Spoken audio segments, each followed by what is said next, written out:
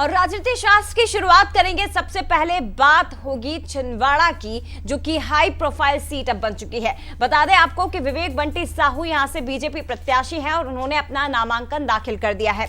छिंदवाड़ा से लोकसभा प्रत्याशी विवेक बंटी साहू जिन्होंने अपना नामांकन दाखिल किया और इस दौरान दीपक सक्सेना, उनके बेटे अजय सक्सेना साथ में मौजूद रहे।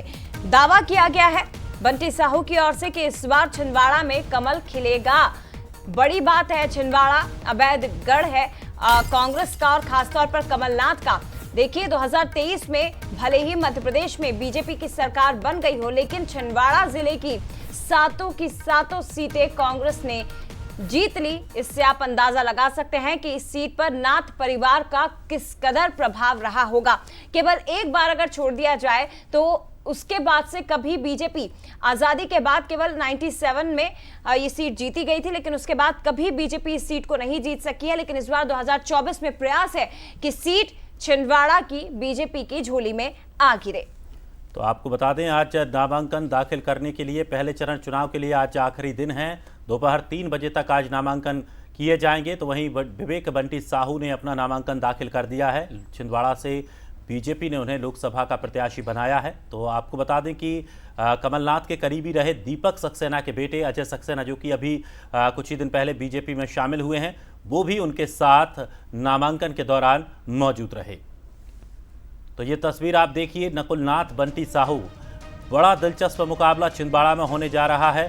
बीजेपी के लिए रहा ये अभेद किला और इस पर इस बार पूरी ताकत बीजेपी ने डाल दी है और निश्चित तौर पर जो भी प्रयास किए जाने चाहिए वो प्रयास बीजेपी की तरफ से यहाँ किए गए हैं। लेकिन देखना ये होगा कि क्या कमलनाथ के गढ़ को इस बार बीजेपी फतेह कर पाएगी या नहीं।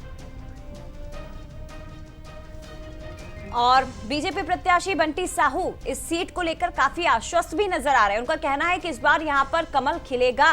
क्या कुछ कहा मीडिया से बातचीत में, सुन लीजिए।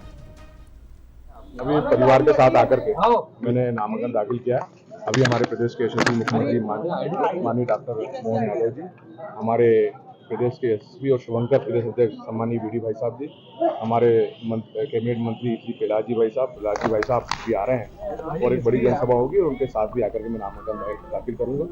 और मैं सौभाग्यशाली हूँ कि मुख्यमंत्री जी और प्रदेश अध्यक्ष जी इस अवसर पर आ रहे हैं। तो यह दिखाता है कि भारतीय जनता पार्टी में छोटे से छोटे कार्यकर्ता के प्रति किस तरीके से प्यार रहता है और उनके साथ में पार्टी पूरी खड़ी है। और ज्यादा बातचीत के लिए सीधे रुख से जुड़ गए हैं अमित। एक बड़ा दावा विवेक बंटी साहू ने किया है, जीत को लेकर काफी आश्वस्त वो नजर आ रहे हैं, लेकिन क्या आपको लगता है कि एक बार फिर से यहां पर बीजेपी जीत का परचम लहरा सकती है? जबकि 2023 में हमने देखा भले ही मध्य प्रदेश में बीजेपी ने सरकार बनाई, लेकिन छिंदवाड़ा की सीटों को नहीं हिला सकी। जी जया, मैं आपको बता दूं कि छिंदवाड़ा में आज भारतीय जनता पार्टी के प्रत्याशी विवेक बंटी साहू ने अपना नामांकन पत्र परिवार के साथ दाखिल किया।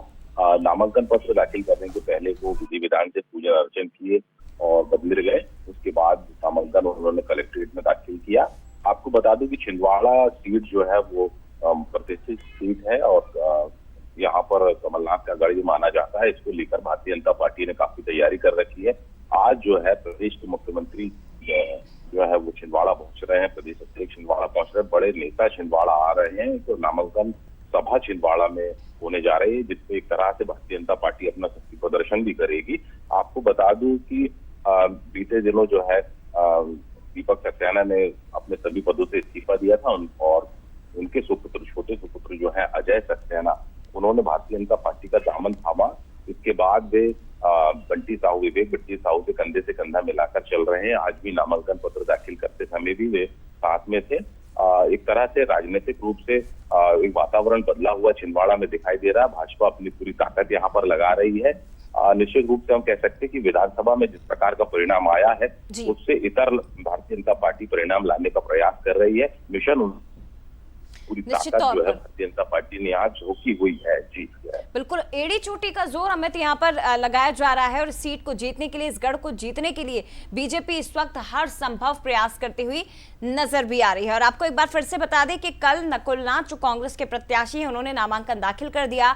आज आखिरी दिन बीजेपी प्रत्याशी विवेक बंटी साहू ने भी अपना नामांकन दाखिल कर दिया है। केवल एक बार उपचुनाव यहाँ पर हुआ था, 1997 की बात है, उस समय बीजेपी सीट जीत पाई थी, वरना आजादी के बाद कभी भी इस सीट को जीतने में बीजेपी को सफलता नहीं मिली है, लेकिन उस इतिहास को बीजेपी अब 2024 में दोहराने की तैयारी में है, अगर 29 की 29 सीटें बीजेपी को जीतनी है तो।